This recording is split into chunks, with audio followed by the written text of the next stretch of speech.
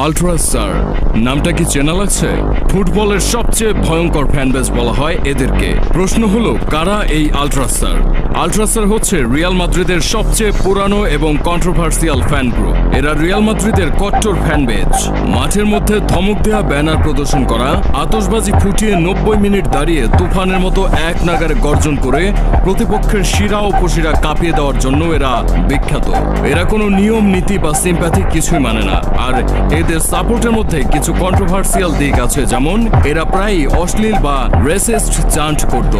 তবে এদের কাছে শুধুমাত্র রিয়াল মাদ্রিদ ম্যাটার করে, আর এরা নিয়ম নীতির ঊর্ধ্বে গিয়ে মাদ্রিদকে সাপোর্ট করে। সহজ ভাষায় বললে সান্তিয়াগো বার্নাব্যুকে প্রতিপক্ষের জন্য হেল বানিয়ে রেখে দেয় এরা সাউথ স্ট্যান্ডে যখন বসতো তখন ওইদিকে প্লেয়াররা যেতে ভয় পেত।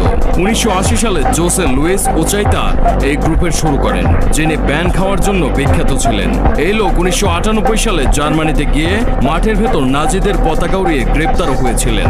এরপর আরেকবার এল ক্লাসিকো চলাকালীন সময়ে রেফারিকে মারার জন্য আজীবনের জন্য রিয়াল মাদ্রিদের ম্যাচ দেখা থেকে সাসপেন্ড করা হয়েছিল।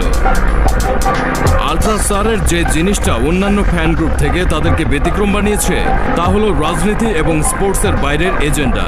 অনেকে আঙুল তুলে এরা নাকি স্পেনের স্বৈরশাসক জেনারেল ফ্রাঙ্কোর সাপোর্টার। এরা প্রচন্ড হোমোফোবিক, রেসিস্ট এবং খুবই ডানপন্থী।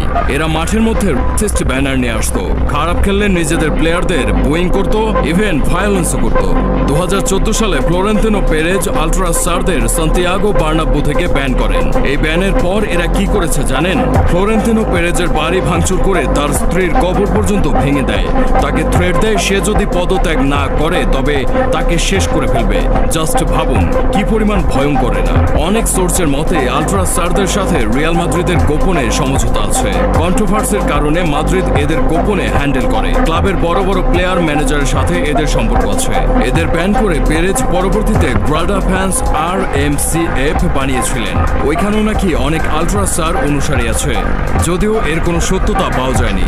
উলফসবার্গ PSG এই টিমের সাথে চ্যাম্পিয়ন্স লিগ ম্যাচেও নাকি পেরেজ এই আল্ট্রাস্টারদের মাঠে এনেছিল। তবে এই নিউজগুলোর অফিসিয়াল কোনো সত্যতা নেই। হ্যাঁ, এটা ঠিক, চ্যাম্পিয়ন্স লিগ নকআউট ম্যাচে আল্ট্রাস্টার স্টেডিয়ামের বাইরে থেকে টিম বাসকে রিসিভ করেছিল।